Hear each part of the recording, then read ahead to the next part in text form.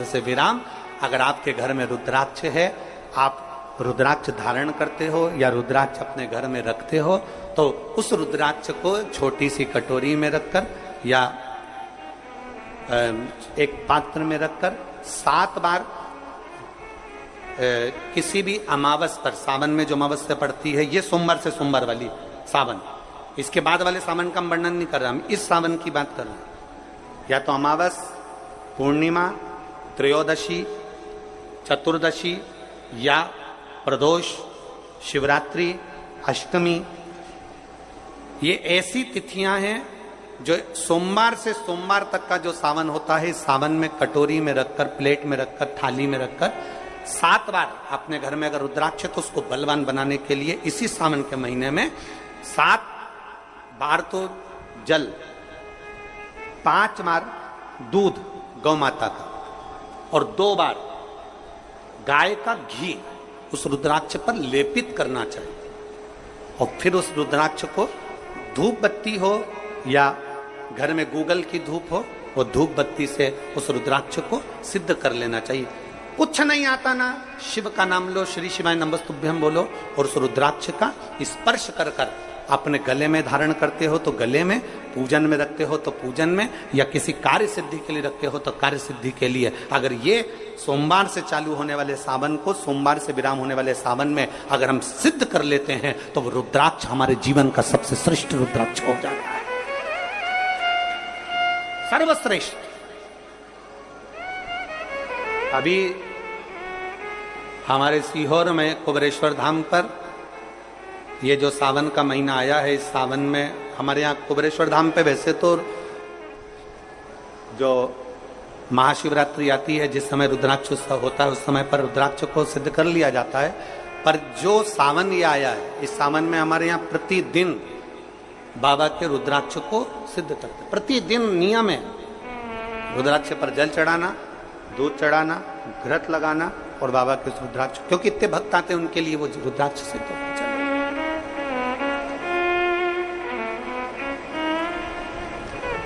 इसी सावन में 4 मुखी 3 रुद्राक्ष, कितने? 4 मुखी कितने? 3। 5 मुखी रुद्राक्ष 3 और 6 मुखी रुद्राक्ष 3। इनके बीच में सवा गांठ लगाई जाती है। 4 रुद्राक्ष कितने? जल्दी बोलो। 4 मुखी रुद्राक्ष कितने? 3। 5 मुखी रुद्राक्ष कितने? 3। 6 मुखी रुद्राक्ष कितने? 3। इनके बीच में सवा गांठ लगाई जाती है। मतलब एक गांठ पूरी लगाई जाती है, फिर आधी गांठ लगाकर फिर रुद्राक्ष को डाला जाता है लाल धागे में, फिर सवा गांठ ऐसी चलती है। 9 रुद्राक्ष होते हैं कुल टोटल।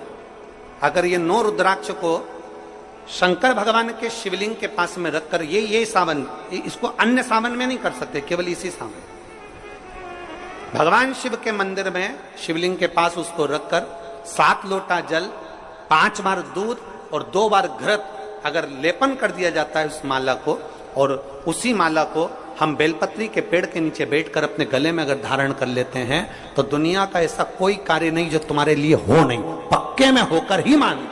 उस रुद्राक्ष का इतना महत्व, ये तुम जो सहज में सुन रहे हो ना, हम फिर कहेंगे दया सिंह, जो हम फिर दया सिंह जी को धन्यवाद देंगे कि ये जो सावन के महीने की कथा लिए दया सिंह जी, ये साधारण नहीं है। दुनिया के लोग भले इसको सहजता में रख लें।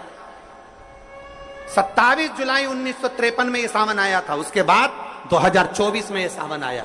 लोग तरसते हैं इस सावन के लिए कि इसमें हमें रुद्राक्ष को सिद्ध करना है, हमें इसमें बेलपत्र का पान करना है, इसमें हम जो मांगेंगे हमारा बाबा कृपा करने के लिए तत्पर रहता है। ये वो रुद्राक्ष का आनंद पाते हैं। मैं धन्यवाद देता हूं दया सिंह जी आपको बहुत बहुत, और पूरी समिति को। शिव मंदिर में जैसे आप लोग जाते होंगे शंकर जी के मंदिर में, तो ये तो शिवलिंग हो गया, ये जलाधारी हो गई, ये जलाधारी है, ये शिवलिंग है। और जलाधारी और शिवलिंग के यहां, शिवलिंग से लेकर जहां से पानी नीचे गिर रहा है, आप पानी यहां चढ़ाते हो तो ये घूम के यहां से नीचे आ जाता है। आपने जल यहां चढ़ाया शिवलिंग पे तो जल घूमकर यहां से नीचे आ जाता, इस जगह से नीचे की ओर आ जाता है, इस स्थान से। प्रयास करिए, ये जो सावन आया है 72 वर्ष के बाद, प्रयास करिए कि कितना बड़ा भी रोग है, कितनी बड़ी भी बीमारी है, आप डॉक्टर से इलाज करवाओ, पर ये जो स्थान है अशोक सुंदरी का, इस स्थान पर एक बार अपनी हथेली रखकर देखिए और भगवान शिव से पंचाक्षर मंत्र नमः शिवाय, षडाक्षर मंत्र ओम नमः शिवाय या श्री शिवाय नमस्तुभ्यम स्मरण कर कर देखिए और एक बेलपत्र बाबा की लेकर जहां से पानी नीचे गिरता है उस स्थान पर लगाकर उसी बेलपत्र को खाइए और फिर जाकर डॉक्टर को एक बार फिर जांच करवाइए कि उस रोग में आराम कितना लगा है, उस रोग में अंतर कितना आया। सावन का ये महीना जिसमें आप भगवान शंकर की अविरल भक्ति को धारण कर रहे हो, सोमवार से सावन चालू हुआ और सोमवार के दिन सावन विराम होगा। ऐसा सावन 72 साल के बाद आया। 27 जुलाई 1953 में ऐसा सावन पड़ा था। कितनी तारीख को? जम के बोलो जरा।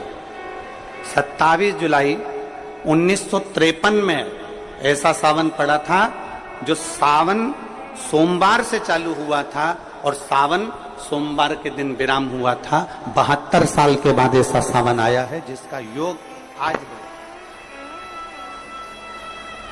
27 जुलाई 1953 में ऐसा सावन आया था। अब जरा किस्मत देखिए, आपका भाग्य देखिए रे छत्तीसगढ़ वालों, नजर उतरवा लेना आप कि 72 साल बाद ऐसा सावन आया जो सोमवार से चालू हुआ, सोमवार को विराम हो रहा है। 27 जुलाई 1953 में ऐसा सावन आया था और उसके बाद आज ये सावन 22 तारीख से चालू हुआ और 19 तारीख को विराम होगा और उसमें भी सोमवार से चालू हुआ और सोमवार को विराम हो रहा है। ये शिव भक्ति है, ये अविरल भक्ति, ये भगवान शंकर की अविरल भक्ति है। आप और हमको प्राप्त हुई, हमें मिली और तेरी भगवान शिव ने अघोर अस्त्र धारण किया इसी सावन।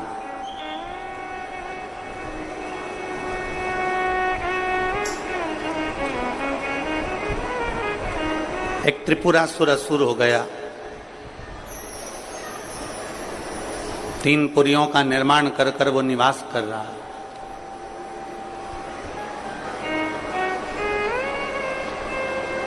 बड़ा विचित्र है वो।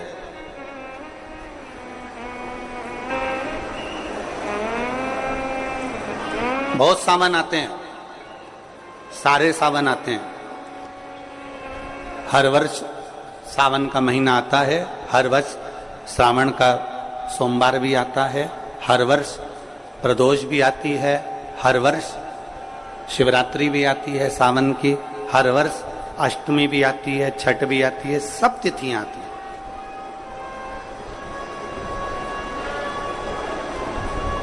ये सारी तिथियां हर साल आएंगी, हर साल प्राप्त होंगी, पर जो योग मेरे देवाधिदेव महादेव का लगा है सोमवार से प्रारंभ होकर सोमवार के विराम का, ये सावन बार बार नहीं आता, ये सावन इतनी जल्दी नहीं आता।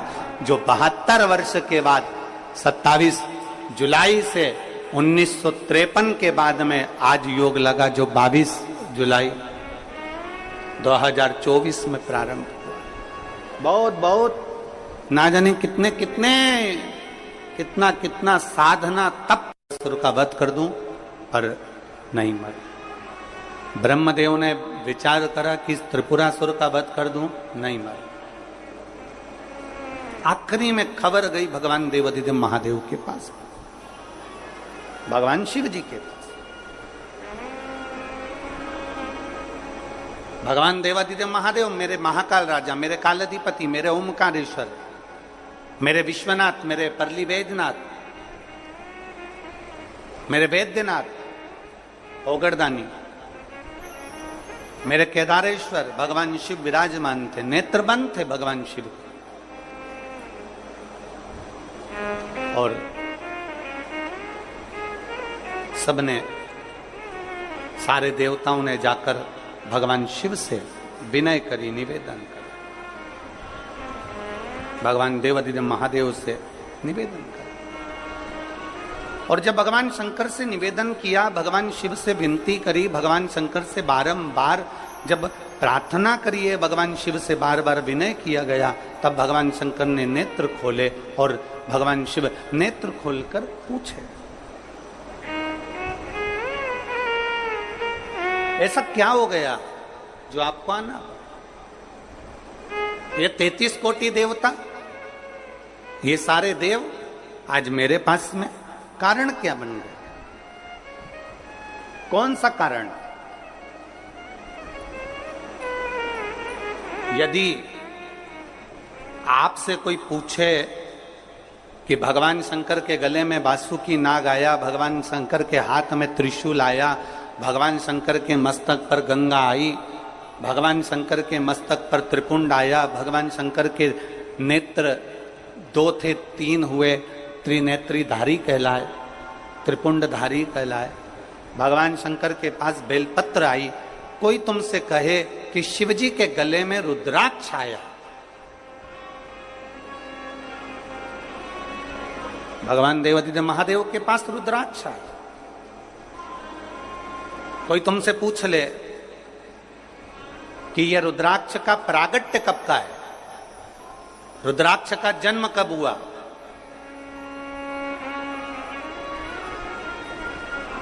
रुद्राक्ष प्रकट कब किया गया?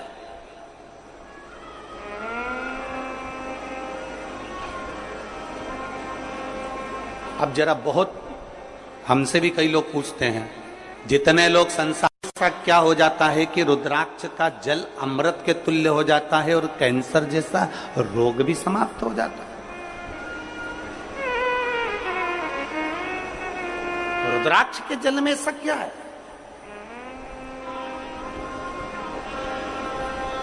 एक माँ ने पत्र में लिखा है कि क्या जाता, कैसे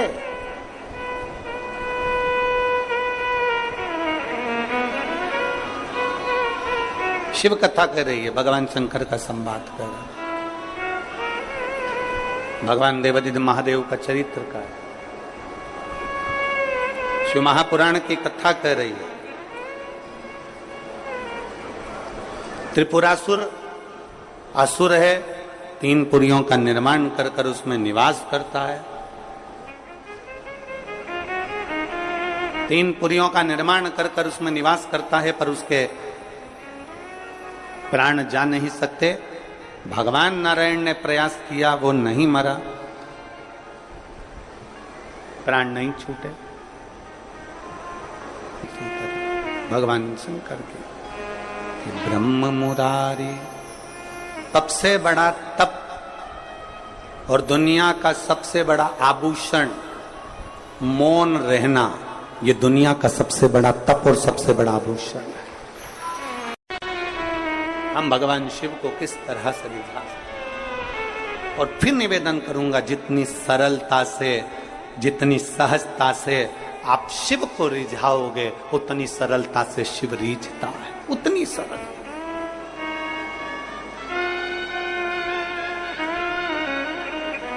आप जितने भाव से भगवान शंकर को रिझाने का प्रयास करोगे, वो उतने भाव से रिझेगा, उतने भाव।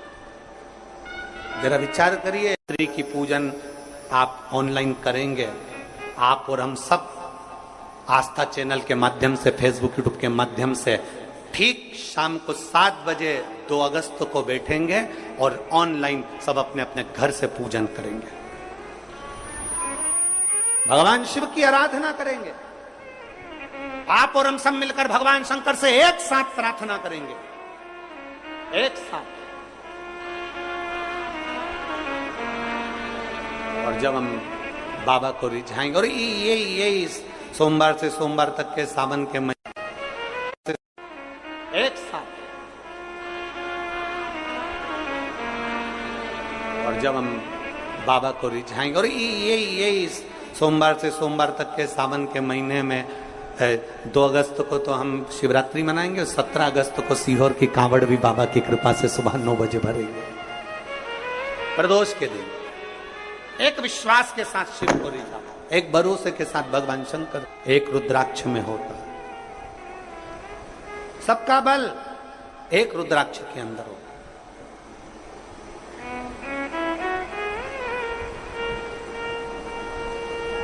कई जगह पर रुद्राक्ष पर रिसर्च किया जा रहा है। वो 2 कंपनी का नाम तो हमको स्मरण में था, मुंबई की, और 1-2 कंपनी काशी की हमारे स्मरण में, पर नाम याद नहीं आ रहा। कई जगह पर रुद्राक्ष पर रिसर्च चल रहा है कि आखिर रुद्राक्ष में ऐसा क्या होता है कि तांबे के कलश में गलाया और उसका पानी शिव जी को चढ़ाकर आचमन किया तो फल मिल जाता है, रोग मुक्ति हो जाती है, श्रेष्ठता हो जाती है। कोई बाच रहा है तो वो शिव ही बाच रहा है, इसमें कोई प्रदीप मिश्रा या कोई अन्य महाराज नहीं बाच सकता, बाचने वाला शंकर है। कथा सुन रहा है तो आप नहीं सुन सकते, आप ये 3 घंटा एक जैसे आसन लगा के कहां बैठ सकते हो? तुम आधा घंटा कहीं नहीं बैठो, तुम फिल्म देखने जाओ टाकीज में और एक जैसी बस यूं बैठी बैठी रहो, 25 बार तो मूंगफली चबा जाओ, 2-4 बार आइसक्रीम खा जाओ, उतनी देर में भी तुम कहीं सीट पीछे आगे नीचे ऊंचे मर्जी पड़ी। आधे 2 घंटे की फिल्म में 15 मिनट का इंटरवल, फिर चले गए, फिर घूम आए, फिर बैठ गए। अब यहां तो तुम्हारे को 1 बजे कथा है, 4 बजे तक, कितनी बजे आके बैठते हो? 10 बजे सवेरे, 9 बजे सवेरे यहां आके बैठ जाते हो। अब 9 बजे से पानी की बोतल साथ में, थोड़ा बहुत सामान अपने साथ में, और बच्चे आए हैं तो फिर उनका भी सामान साथ में, तो फिर 10 बजे से एक जैसे बैठे और 4 बजे कथा छूटेगी, सब अपने अपने घर जाते जाते 5 बज जाए, 5:30 बज जाए, कोई 6 बज जाए। समय जरा देखिए कि तुमने शिव को कितना दिया, शंकर को कितना समर्पित